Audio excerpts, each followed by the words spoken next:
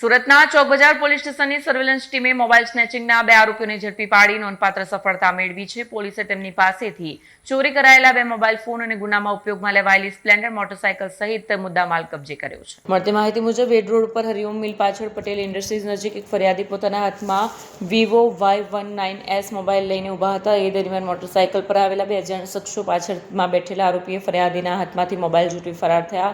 આ બનાવ અંગે આરોપીઓ વિરુદ્ધ ગુનો નોંધાયો. ગુનો ઉકેલવા માટે પોલીસ સબ ઇન્સ્પેક્ટર વીજી ડોડિયા તથા સર્વેલન્સ સ્ટાફે ટેકનિકલ માહિતી અને સતત પેટ્રોલિંગના આધારે તપાસ હાથ ધરી. તપાસ દરમિયાન હેડ કોન્સ્ટેબલ રાજેશ પુંજાભાઈ અને મહાવીર ભીમજીભાઈએ ગુનામાં ઉપયોગમાં લેવાયેલી સ્પ્લેન્ડર મોટરસાયકલ અંગે માહિતી મેળવી. તેના આધારે ભરી માતા મંદિર નજીકથી 2 આરોપીઓને ઝડપી પાડવામાં આવ્યા.